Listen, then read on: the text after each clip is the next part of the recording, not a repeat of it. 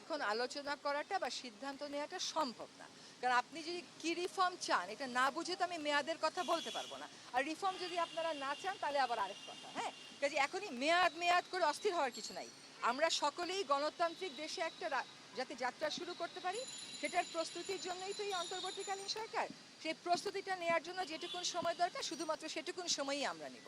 শেষ পর্যন্ত গণতন্ত্রের দিকেই আমাদের যাত্রা। আপা, শিক্ষা প্রতিষ্ঠানের কথা আপনি বলছিলেন আপা, বাচ্চারা এখন রাস্তায়, আমরা জানি যে এইচএসসি পরীক্ষাও চলছিল এবং প্রধান উপদেষ্টার কাঁধে আসলে অনেকগুলি মন্ত্রণালয়, সেখানে শিক্ষার দুটি মন্ত্রণালয় রয়েছে। উনি কি সুনির্দিষ্ট করে কোনো কিছু আসলে বলেছেন যে 14.5 লাখ শিক্ষার্থী কবে এইচএসসি পরীক্ষা বসতে উনি পারবে? এটা এখন বলতে পারেননি, কারণ এটার সাথে আবার আইন শৃঙ্খলারও একটা সম্পর্ক রয়েছে। ওইটাকে অ্যাড্রেস করার সাথে সাথে এটাও অ্যাড্রেস করতে হবে। দুর্নীতি নিয়ে কোনো কথা হয়েছে কিনা? আমরা দেখেছি বিভিন্ন সময় বড় রকমের দুর্নীতি, মানি, অর্থ পাচার, এই অর্থ মন্ত্রণালয়ের যিনি দায়িত্বে আছেন উনি বলেছেন যে যত রকমের ইভিল প্র্যাকটিসগুলো আছে সেইগুলোকে যদি উনি অ্যাড্রেস করতে হয় তাহলে তো উনার অনেক জায়গাতে তো আপনারা জানেন পদত্যাগ ভ্যাকেন্ট হয়ে আছে। ঠিক লোকগুলোকে দিয়ে ওই জিনিসগুলো আইডেন্টিফাই করে অবশ্যই ওগুলোর ব্যাপারে ব্যবস্থা নেওয়া হবে, কিন্তু সুনির্দিষ্ট করে একটা দুর্নীতি বা একটা ব্যাড প্র্যাকটিস নিয়ে আজকে আলোচনা হবে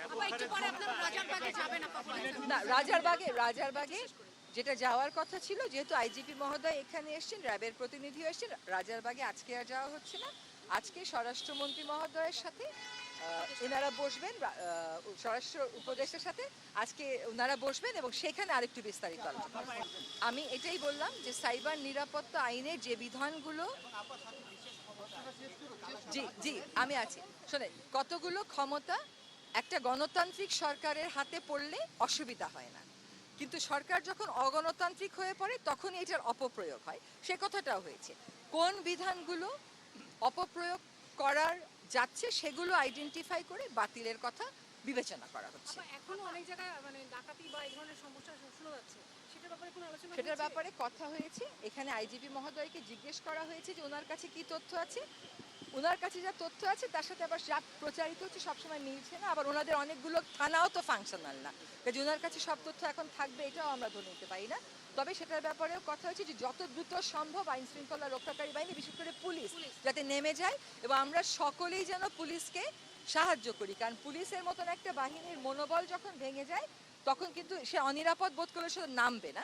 সেজন্য আমাদের যারা শিক্ষার্থী প্রতিনিধি আছেন তারা এবং স্বরাষ্ট্রমন্ত্রী মহোদয়ের আলোচনা করবেন পুলিশদের সাথে, যাতে করে তারা রাস্তায় যত দ্রুত সম্ভব না